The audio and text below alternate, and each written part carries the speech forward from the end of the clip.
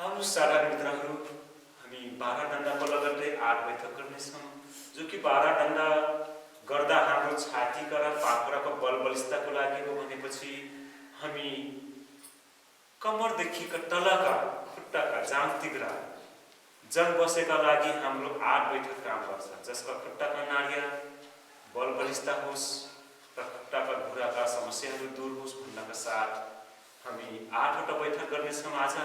आउनुहोस् सर्वप्रथम हामी सबैले गरौँ पहिला साधारण डन्डा बैठक। आउनुहोस्, खुट्टा जोडेकै हुन्छ र हामी हावाको कुर्सीमा बसेदैछौँ। आउनुहोस्, श्वास छोड्दै तल, श्वास लिँदै माथि, श्वास छोड्दै तल, श्वास लिँदै माथि, श्वास छोड्दै तल, श्वास लिँदै माथि। अब साधारण अर्ध बैठकको लगत्तै छ हामी पुनः बैठक बस्दाखेरि पुनः श्वास छोड्दै यसरी आउनुहोस्। कमर सिधा, कुर्कुचा उठेका र पैतालाले मात्रै फिगरले मात्रै बस्नु। फेरि श्वास भन्दै उठ्नुहोस्, श्वास छोड्दै तल, श्वास लिँदै माथि, श्वास छोड्दै तल, श्वास लिँदै माथि, श्वास छोड्दै तल। साधारण अब पुनः बैठक। माथि आउनु सबैले। अब आउनुहोस् यसैमा राममूर्ति बैठक। आउनुहोस्, पुनः मुठी पार्नुहोस्, श्वास छोड्दै फेरि खुट्टा ठाउँ बैठाउँ, फेरि हात सिधा माथि उठ्नुहोस्। उठिसकेपछि सिधा हात तल झार्नुहोस्, यसरी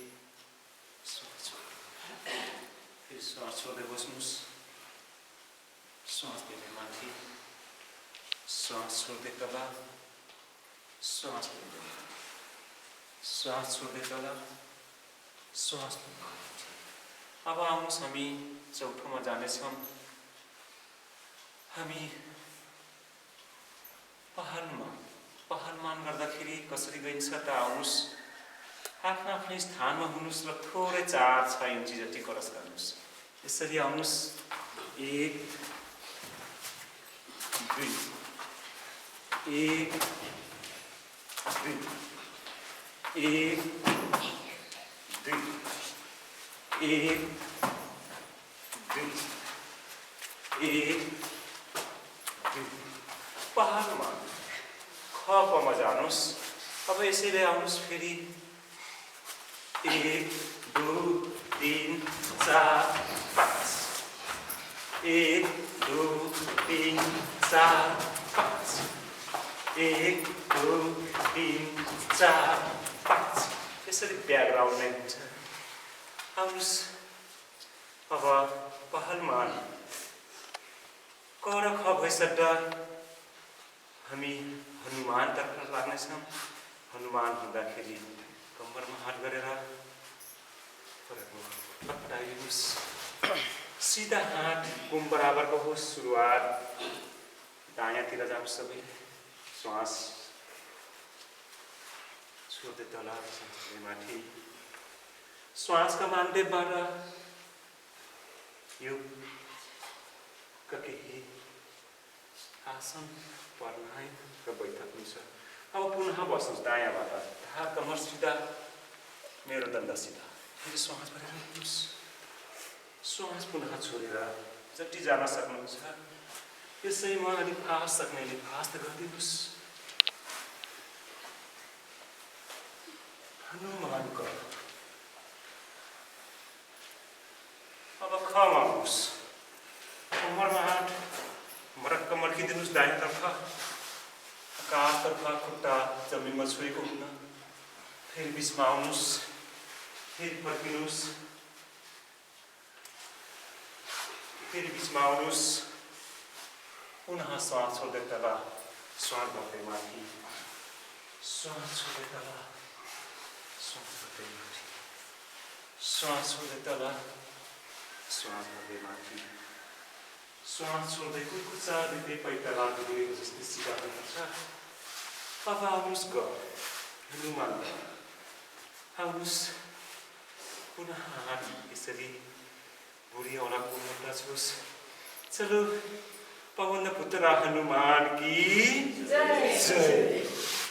पुनः श्वास भरेर उठ्नुस्, श्वास छोड्दै तल। हनुमान चालीसा की जय। बजरंग बली हनुमान की जय। यसरी नै हाम्रो 8 बैठक रहेको छ, जसको कि कम्मर मुटा पछाडिको हिपमा अलिकति बार्ली कम्मर नभएकालाई पनि पछाडिको हिपलाई बाहिरसम्म ल्याउँछ। आउनुस्, 8 बैठक सम्पन्न भएको छ। आउनुस् हामी केही साना साना नानी बाबुहरूको लागि र केही बामपुर्खेहरूको लागि हामी तार आसन गर्नेछौँ। तार आसनको लगत्तै हामी उभिएर गर्ने आसन आज गर्नेछौँ। आउनुस् साधा मित्रहरू, हामी प्रारम्भ गरौँ। हामी सुरुवातमा सिधा बस्नुस् र सिधा बसिसक्दा हामी चाहिँ आउनुस्, हामी सिधा पहिला तार आसन पुरा यसरी आउनुस्। कुर्कुचा आकाश उठोस्, हातका अङ्गुला आकाशतिर होस्, हत्केला अगाडिका 60 मित्रहरू देखौँ। श्वास छोड्दै जाला, फेरि ऊर्ध भइन यो सिधा टार आसन, यसलाई तार आसन मानिएको छ। श्वास छोड्दै फेरि श्वास दिँदै माथि अलिकता हात नजिक नजिक जुटोस्, बुढी औला माथि पनि होस्। श्वास छोड्दै श्वास दिँदै माथि पुरा कुर्कुचा उचाल्दै नहोला, फिगरले मात्रै, पैतालाले मात्रै। श्वास छोड्दै फेरि श्वास भर्दै बुढी औला चारा मुखमा जुटाउने प्रयास गर्नुस्।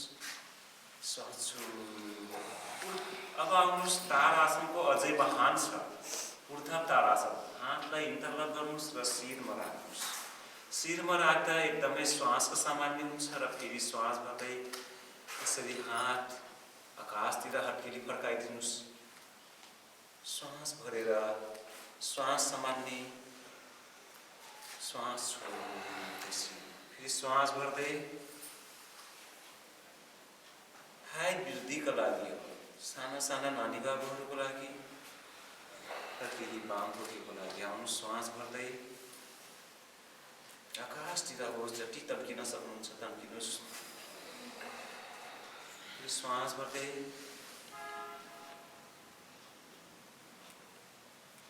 श्वास छोड्दै श्वास भर्दै पुनः माथि आउनुहोस्। श्वास छोड्दै जब ऊर्ध्व तार आसनदेखि छ हाम्रो तिर्यक तार आसन। शिरमा नै हात हुन्छ, केही खुट्टा यसरी फट्याइदिनुहोस्। फेरि यसरी श्वास गर्नुहोस् त हामी दायाँ तर्फबाट जान्छौँ। यो तिर्यक तार आसनले शरीरका कब्जियतका लागि अति लाभदायी हो। जो हाम्रा खाएका मलहरू कुना काप्चामा बसेकालाई केही तल झर्ने काम गर्छ जब श्वास भर्नुहुन्छ। आउनुस् आकाशतिर र सिलिङ पातामाथि हेर्नुहोला, जति झुक्न सक्नुहुन्छ झुक्नुहोला। फेरि श्वास भर्दै बायाँतर्फ फेरि बिचमा आउनुहोस्। श्वास भरेर दायाँतर्फ फेरि बिचमा आउनुहोस्। शिरमा हात राख्नुहोस्, फेरि श्वास भरेर बायाँ, फेरि श्वास छोड्दै शिरमा हात, श्वास भर्दै हात तन्काएर दायाँ फेरि आउनुहोस्। श्वास भर्दै बायाँ आउनुहोस्, दायाँ। 5-5 पटक गरिन्छ यसको क्रमशः। आउनुहोस् यसैको ऊर्ध्व तार आसनको कम्मरमा हात राख्नुहोस्, 17 घुमाउनुहोस्। अब कट्टी चक्र आसनतिर कम्मरमै हात नै हुन्छ र यसरी सौन्दर्यका साथ आउनुहोस्। गोरा हँसिलो मुस्कान, सिधा हात 4-6 औँला छुट्टिएका हुन्छ र दायाँबाट यसरी नै आउनुहोस्। दायाँ कानबाट बायाँ कुर्कुचा हेर्नुहोस्, यो पनि कब्जियतका लागि जो कि शङ्खासनलाई सहयोगी पुर्याउन जान्छ।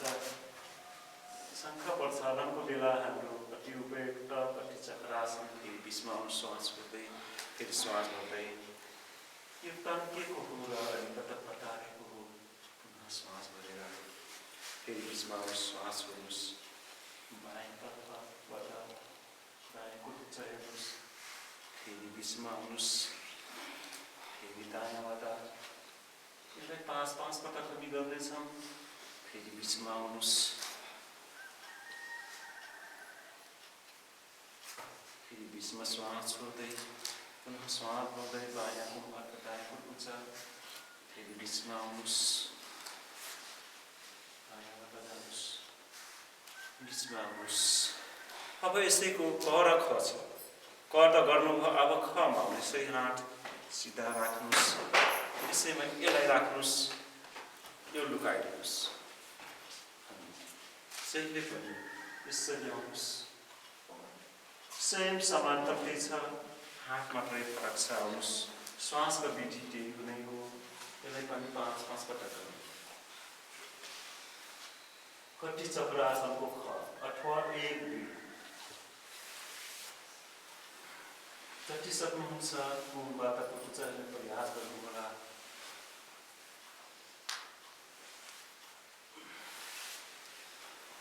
कम्मरलाई पनि फाइदा त भएका मल विभागहरूलाई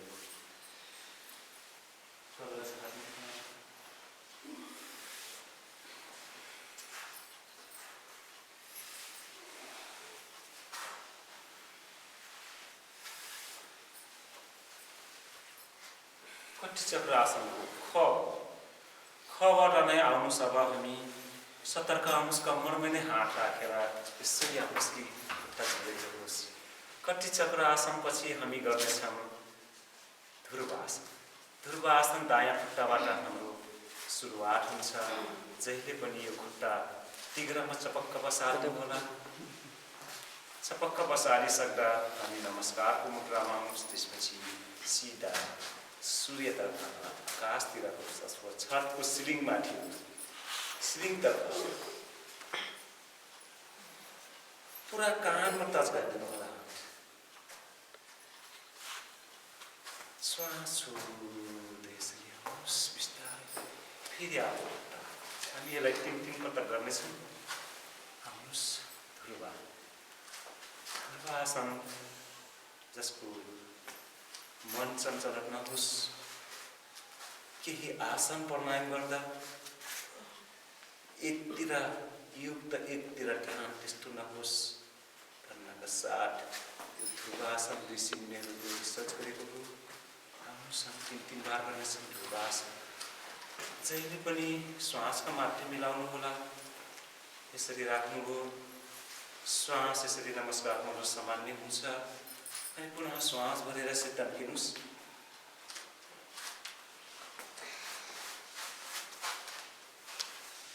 श्वास यसरी आउनुहोस्। फेरि अर्को तर्फबाट आउनुहोस्। चपक्क जहिले पनि पैताला जाँघ तिग्रामा होस्। फेरि नमस्कारको मुद्रामा यसरी नै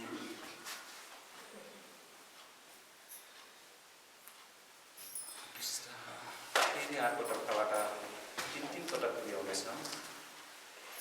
नआत्तिनु होला मित्रहरू, जे जति सक्नुहुन्छ यथाशक्ति अनुसार जति बेर अडिग हुन सक्नुहुन्छ त्यति बेर गर्नुहोला।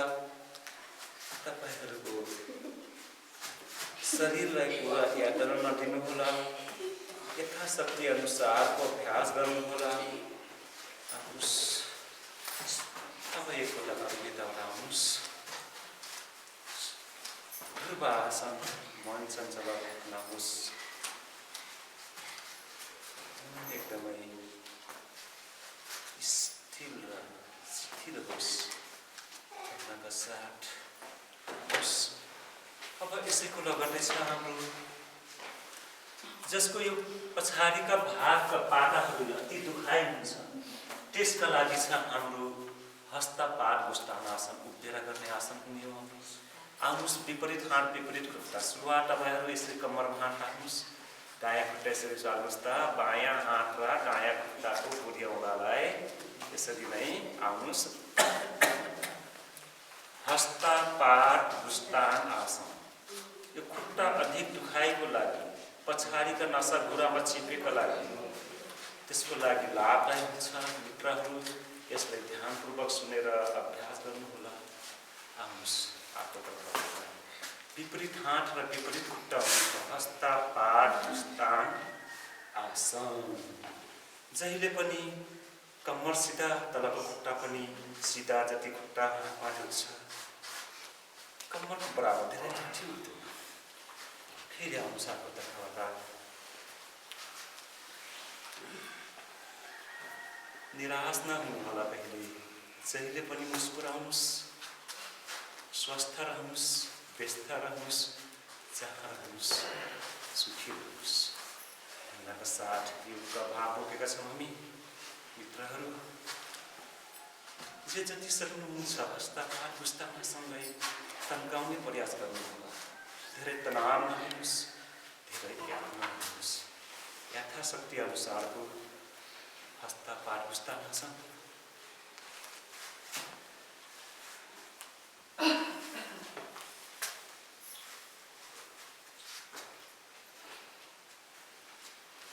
आउनुहोस्, जो कि पछाडि गयो नस नाडियाका पिरला पिङ्गला हुन्छन्, त्यसको लागि जन्म भएका लागि हो भनेपछि आउनुहोस् हामी अब केही घुट्नाका गिरिस कम भएर त्यो दुखाइ हुन्छ अथवा हड्डी घिसेको महसुस हुन्छ अथवा गिरिस कम भएको डाक्टर हुनुहुन्छ, त्यसको लागि छ अब घुँडाको आउनुहोस्।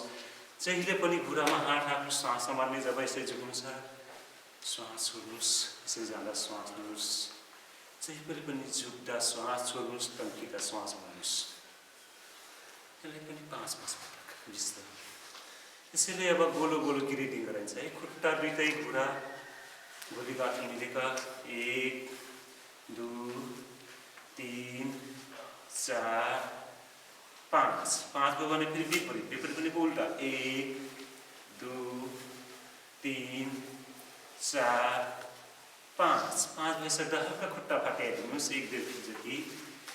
फेरि आउनुहोस् यसरी 1 2 3 4 5 फेरि विपरीत उल्टा 1 2 3 4 5 भइसक्दा यसरी नै बस्नुहोस्। अब हामी जाउँ बसेर गर्ने म पुग्दैन, उठेर गर्दैन। शङ्खातिर पनि गइजाउँ यसरी। श्वास पुनः भरेर फेरि श्वास छोड्दै बिचमा आउनुहोस्। फेरि बायाँ घुँडालाई दायाँ पन्जामा लगाएर अति हुनुहोस्। आकाश हेर्नुहोस्, श्वास भरेर यसलाई 3 पटक गर्नेछौँ। फेरि बिचमा आउनुहोस्, श्वास गर्नुहोस्, फेरि श्वास भर्दै आकाश हेर्नुहोस्। दायाँ घुँडा बायाँ खुट्टाको माथि टचोस्। फेरि बिचमा आउनुहोस्। बायाँ घुँडा दायाँ खुट्टाको पन्जाको माथि होस्। फेरि बिचमा आउनुहोस्, श्वास छोड्नुहोस्, फेरि श्वास भर्नुहोस्। जहिले पनि अलिकता मोडेको हुनुपर्छ। शङ्ख आसन हो। शङ्ख प्रचालनको एकदमै महान लाभ हुने आसन शङ्ख आसन। मित्रहरू आफ्नो स्थानमा उठ्नुहोस्। पुनः श्वास गरेर उठ्नुहोस्। एक घुँडैमा हात राखेर आउनुहोस्। आउनुहोस् अब हाम्रो उठेर गर्दा र त्यसको लगत्तै बसेर गर्ने शङ्खासनको समापन भएको छ।